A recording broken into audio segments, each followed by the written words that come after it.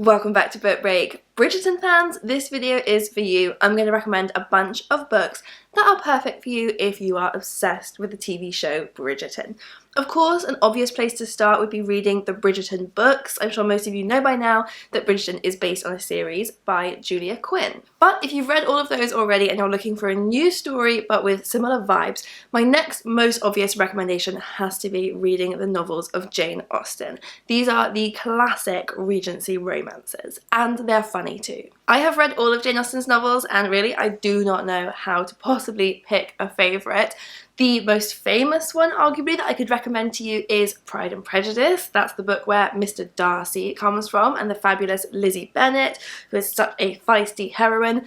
But another one that I love just as much is Persuasion, which is actually a story of lost love and these two coming together after many years of being torn apart and figuring out if they can ever forgive each other. All in all, Jane Austen's books give you the same historical setting that you fell in love with through Bridgerton. They give you all of the angst and the drama that Bridgerton has to offer, all of the romance, and they make me laugh so much as well. Jane Austen is a very funny writer. But now for something that you haven't already been recommended 1,000 times, The Redemption of Philip Thane by Lisa Byrne.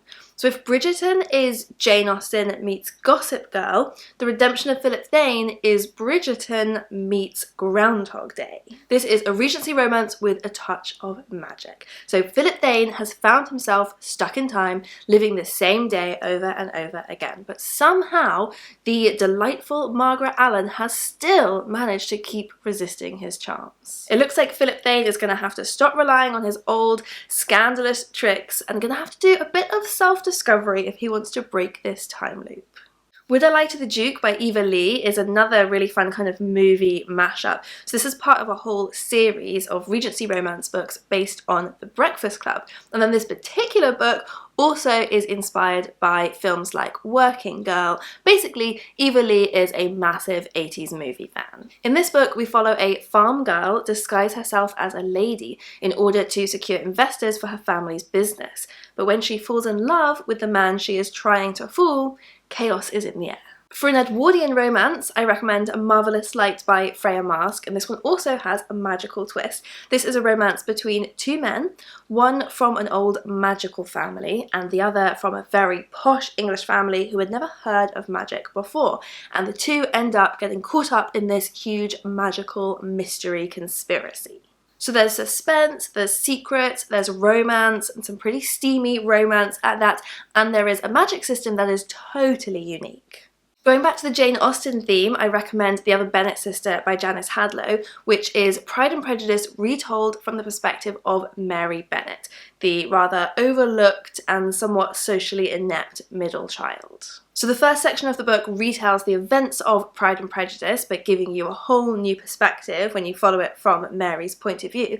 And then the second half of the book, we follow Mary as she goes on and forges her own path and finds her own story. She's actually such a great character, and Janice Hadlow also does a really good job of writing just like Jane Austen, just the same wit. She's got this really cheeky humour and also incorporates these incredible romantic stories as well. The Smile of the Stranger by Joan Aiken is a classic from the 70s. This is a gothic Regency romance that follows Juliana Paget's exciting adventure from Italy to France, where she must outwit the mob, to crossing the Channel in a hot air balloon, all to finally arrive in London just in time for her first season. The Duke Who Didnt by Courtney Milan is set 3 years after Miss Chloe Fong told her childhood sweetheart that it was time for him to settle down and be serious. And he disappeared that very night. But now, he is back. He is just as mischievous as ever, but just as determined to win her heart. But there is just the one small matter he hasn't told her. He's actually a duke, and he owns their entire village.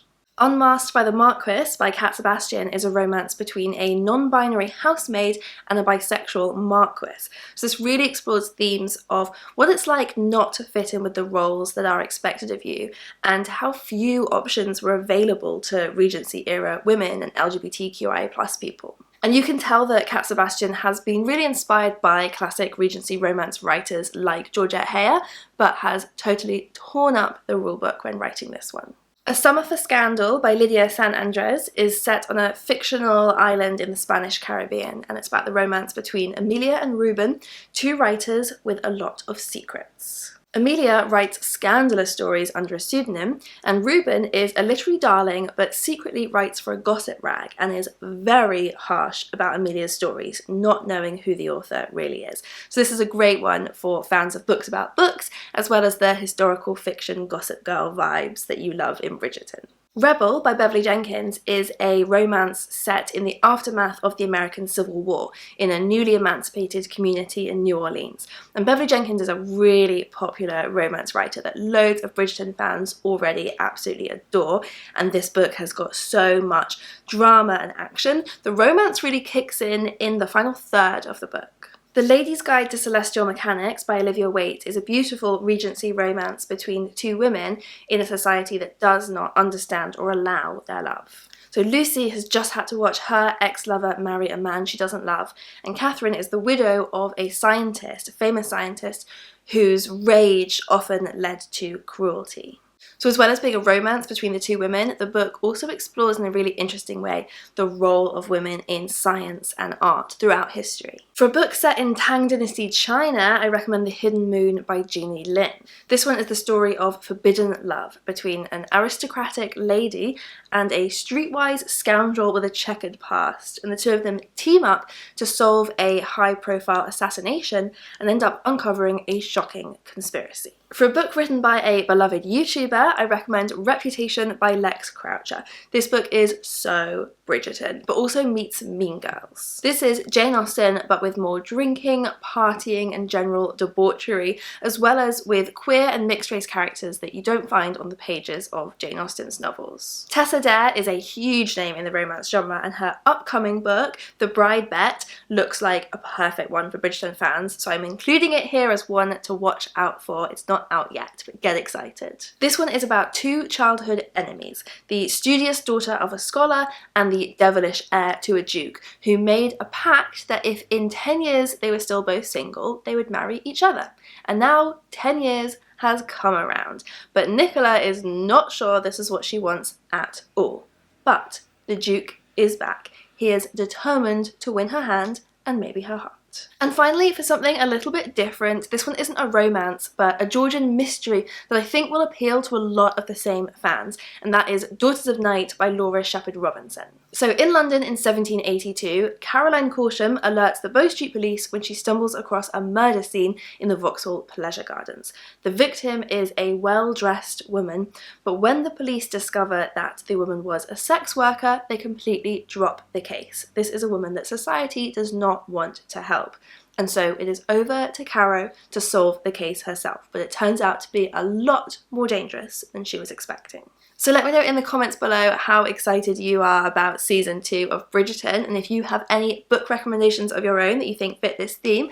I will also link here to a video we made on the best feminist historical fiction, so do click through for more recommendations, and I'll see you next time.